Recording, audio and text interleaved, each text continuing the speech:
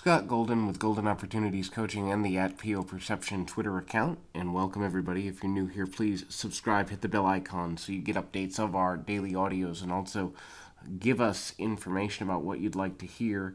Today we're going to talk about overcoming anxiety and anxiety as a superpower. Now, I know a lot of people are going to say anxiety can't be a superpower because anxiety is a negative thing.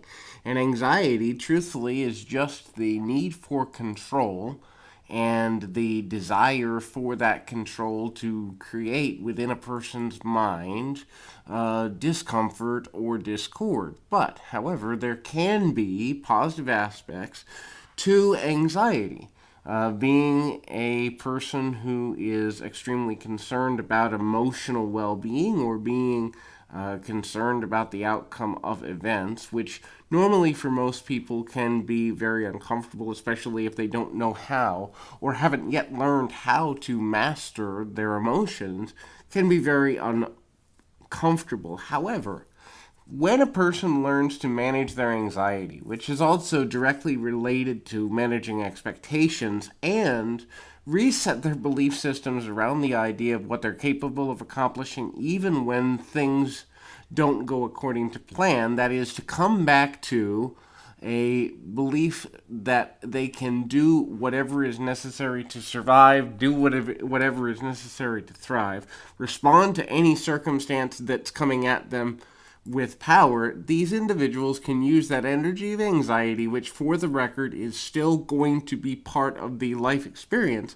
because anxiety has to do as much with emotional awareness and well-being and readiness as it has to do with neurological function. That is, if a person has a great deal of anxiety for an extended period of time, they are more likely to be wired to be more anxious. Now, that can be overwhelming until a person realizes that one of the advantages of this is that it keeps you honest within the things that can cause problems for the future and or can make you feel out of control. If you have an understanding of what those triggers are that take you out of balance, it's much simpler, easier, and more accessible to make those things manageable. If you understand that you have anxiety around certain issues, it's an invitation for you to change A, what you're focused on, B, how you deal with these things in the future, and C, give yourself the opportunity to come up with multiple scenarios should unfortunate or uncomfortable or unlikable circumstances arise. If a person has anxiety, it means they deeply care about the outcome of certain events. Therefore, if one deeply cares about the outcome of certain events, when something does go okay, and here's a really interesting way to look at it, when things go okay, when things go according to plan, when things balance out unexpectedly, these individuals are more likely to be grateful, more likely to celebrate small victories, more likely to enjoy simpler moments. So even though anxiety can be uncomfortable for quite a number of reasons, the reality that there are advantages to having that tendency is very real. Now, it's not always comfortable to deal with it at first, but usually that happens because the awfulization, that is the dramatization and awfulization of the thought that I can never feel better from this, things will never work out for me, nothing will ever be better for me as a person, there's no possible way that I can go in a positive direction, and all of those very negative, very repetitive, counterproductive thoughts take over. However, when someone begins to understand the mastery of each thought as a linking thought to another, in reality, the average person only holds on to a thought somewhere between 3 and 15 seconds. 3 if it's just a fleeting thought or something you're not really focused on. 17 if it's a thought that you are really deliberately trying to have or focusing on. And then a thought that comes with it is generally something that, again becomes something more linked to the way you're thinking. So if you begin to start to feel physical manifestations of anxiety, or thoughts that are uncomfortable on a continual basis in a social or work or school or objective goal related situation, you can then look at it and go, wait a minute, I'm going to pull myself out of this situation. I'm going to physically do something different with the kinesthetic nature of my body, with the physiology of my body, to change how I feel for just a minute. And then I'm going to write down what made me anxious in the first place. Now, I know that sounds ridiculous, especially if you already know what your anxiety triggers or difficulties are. But for people that are perpetually living in a state of anxiety unexpectedly or uncomfortably, and it's almost become a habitual nature of response rather than events that cause anxiety. In other words, anxiety becoming something that feels more natural to the person on a continual basis, that pulling oneself out of that moment and going, well, this makes me anxious when I think about this test. How can I think about this test differently? It's an invitation to interrupt the pattern. And once you get really good at interrupting the pattern to counteract your anxiety, the next thing you can do is interrupt your pattern when you feel stuck, when you feel uninspired, when you feel a relationship is going in a negative direction, when you feel a work relationship isn't as rewarding as you would like. You'll get really good at interrupting the pattern of any time you feel taken for granted or uncomfortable. Another thing to consider is that when you do find something easier or simpler than you expect, you're going to be more grateful for those breakthroughs too. In other words, when you're anxious about something and go, wow, that's easier than I thought, what automatically happens is you get a boost in the serotonin, you get a boost in the dopamine, you get a boost in the positive endorphins that make you feel good about yourself, which is going to boost your confidence. So the more you're able to kind of rewire something to where you're confronting the worst case scenario, you're confronting that, what if the worst thing happens, I've got this, and then it becomes easier than you thought, automatically you're actually retraining how your brain is going to see future, potentially anxiety set situations. It's so frustrating when people, and I've worked with literally thousands of clients in this situation, where they think they can't change how they are, or they can't change how they behave, or they can't change how they feel. And then when you begin to realize that it's just breaking it down into manageable steps and making different plans for different potential opportunities, and realizing that the resiliency is the most important thing that a person ever has in their life. The most important thing that any person has is their ability to be resilient. It's not a skill set, it's not even a relationship, but it's the ability to see oneself as capable.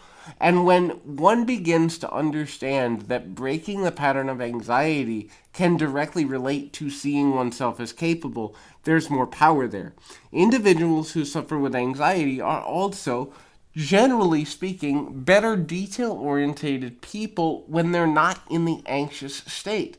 In other words, it's more likely for a person who has anxiety, therefore they're struggling with what if something goes wrong, to have a plan C, D, and E as it relates to certain events. And so the more a person has an anxious mindset or mentality that leads to anxiety, the more likely they are to be really thorough with details. This makes them really good artists. This makes them really good creative individuals. This makes them really good people who are capable of problem solving when the problem isn't directly affecting the anxiety core of their brain. This means that these individuals are also, when they're in a feeling good state, more likely to be able to tackle really intense things at a point that's a little uncomfortable, at a point that many people would kind of look past other, opportunities to make positive change.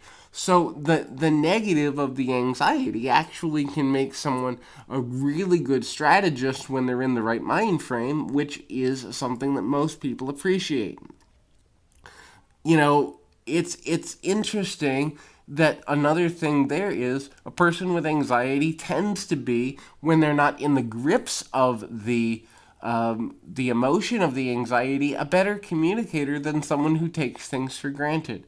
This is because thinking about the things that need to be said and the ideas of what needs to be accomplished, finding the common ground, even if at times it feels at nauseum or out of balance, it becomes a central focus for the individual who's suffering with the anxiety. These individuals truly are most comfortable when they have an abundance of clarity in a situation. This means that writing something and getting an idea on paper, expressing a feeling and or emotion, coming to resolution for conflict, as long as it's not a high pressure, quick needed situation, is a skill that is easier for a person who has had an anxious mentality or pattern of that anxiety. There's nothing wrong with, needing to look at things differently or inviting an opportunity to view things differently.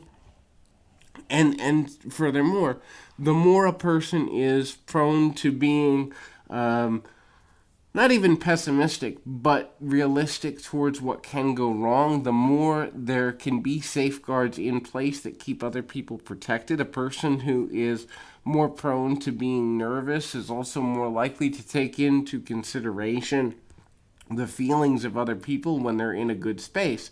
And so this means the quality of friendships, as long as the friends or family members or individuals in relationship with an anxious person really have a truly good ally to back them up with their ideas, their concepts, or whatever. Now, it's important if a person is dealing with anxiety, which is an overt, excessive need for control, that they begin to talk about when they start to feel that way with a person, but not talking about it from a space of, we need to change this now, but instead talking about it before an anxiety episode takes hold. In other words, the more friends, family, and loved ones know what's going on and how and the signs of someone having an anxiety attack, the more supportive they can be in the middle of that uncomfortable feeling of panic. So it's counterproductive to wait until you have a need for someone to be supportive to start to talk to them about, why can't you be there for me? Why don't you understand how hard this is? Instead, let someone know, hey, I get weirded out around tests, or I get weirded out in crowds, or whatever that feels like, whatever that is. Having a clear conversation about the relationship between the anxiety and the effects and the symptoms and what they look like with someone of a greater level can be extremely beneficial.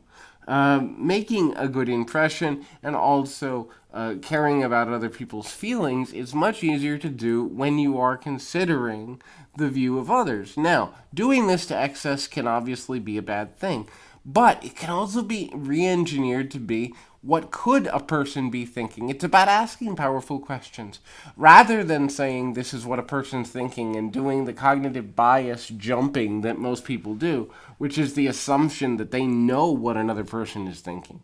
The laying out of multiple scenarios from an anxious space can be a great way to learn to read body language. In other words, if you believe a person's angry, imagine why, and imagine how you could diffuse that anger. If you believe a person is attracted to you or interested in you, find out if this is true, but also begin to look at how you could respond to them differently. The more a person is in the space of caring what other people think, the more attentive they can be to meeting the needs of the individual that they are truly interested in connecting with on a deeper level. And the more we're able to do that, the easier it becomes to build lasting relationships.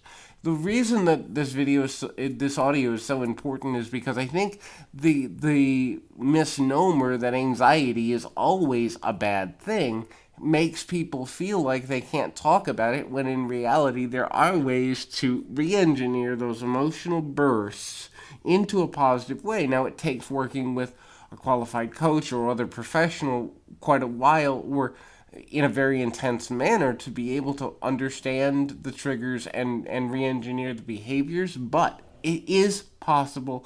Anyone can do it. It's just a matter of their focus and rethinking the things that make them feel out of control. I encourage you, keep your feet on the ground, your mind in the moment. Like, subscribe, comment on this video.